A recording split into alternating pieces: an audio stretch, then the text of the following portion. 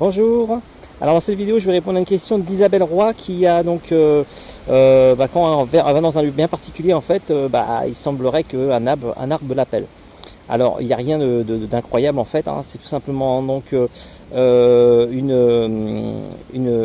comme si qu'en fait vous avez deux aimants en fait qui s'attirent plutôt que l'inverse, et on ne sait pas pourquoi, on comprend pas pourquoi, et en fait c'est tout simplement que vous avez un esprit dans l'arbre, parfois on appelle ça un faune, l'arbre en lui-même. Après peu importe, il faut même vider son esprit dans ces cas-là et aller en fait toucher l'arbre, lui demander par exemple, voilà, j'aimerais te toucher, j'aimerais m'asseoir à côté de toi, fermer les yeux éventuellement par exemple, et puis ne pensez à rien. Enlevez en fait tout ce que vous avez appris sur la géobiologie, sur même les esprits de la nature. Faites vraiment un reset dans ces cas-là, et asseyez-vous sur l'arbre. Il faut vraiment être le plus humble possible, parce que c'est déjà magique d'être attiré par un arbre. Et je voulais vous raconter une petite histoire en fait d'amis donc qui sont assez cartésiens et qui aiment bien l'expérience en fait, mais ils aiment bien aussi subir l'expérience. Voilà, ils aiment bien vraiment le voir par eux-mêmes. Et en fait, j'étais en déplacement dans l'ouest de la France et je leur fais donc la sortie comme je le fais habituellement en groupe en fait. Et donc on prend les baguettes, on va aller voir les pierres, les arbres, etc. Il pleuvait ce jour-là en plus. C'était vraiment genre la journée qu'il fallait pas quoi pour faire ça, mais c'est pas grave, on l'a fait quand même. On était dans l'ouest de la France, donc c'est jamais évident de trouver toujours du soleil. Et donc du coup, donc on a fait la journée. Le lendemain, voire le surlendemain, donc j'ai un message, en fait un SMS du monsieur qui me dit, alors écoutez bien, un arbre m'a parlé, est-ce possible? Et il a rajouté, j'ai parlé à un arbre aussi. Et en fait, bon, moi ça m'a pas surpris parce que j'ai régulièrement des arbres parfois qui m'appellent, je vais dessous. Parfois, si vous n'avez pas de message, lisez une poésie. Essayez de voir ce qu'il y a dans votre tête. Voilà, essayez d'inventer une poésie que vous avez là sur le coup.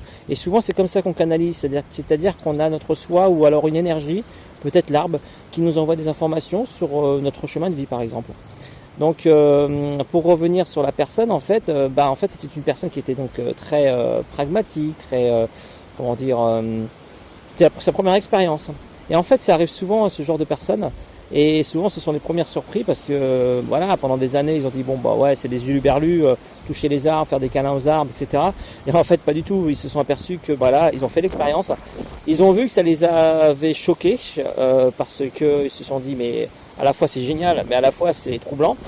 Et en fait, voilà, si comme Isabelle, vous êtes en contact avec une pierre, un arbre, une mousse, une chapelle, ça peut être n'importe quoi comme type de lieu, mais plus souvent un arbre, parce que c'est vrai que les arbres sont souvent les psys de la forêt, je les appelle comme ça, on leur confie tout, et parfois on a des choses métaphysiques qui se passent.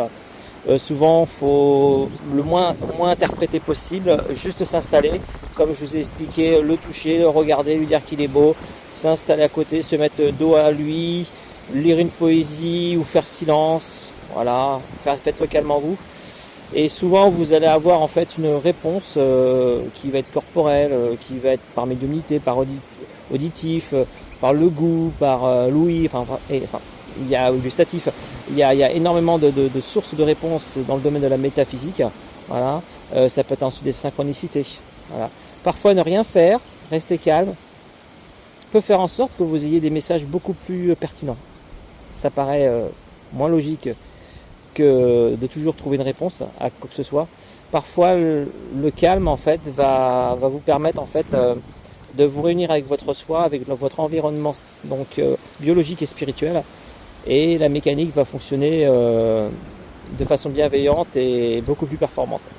Voilà, j'espère que j'ai répondu à la question.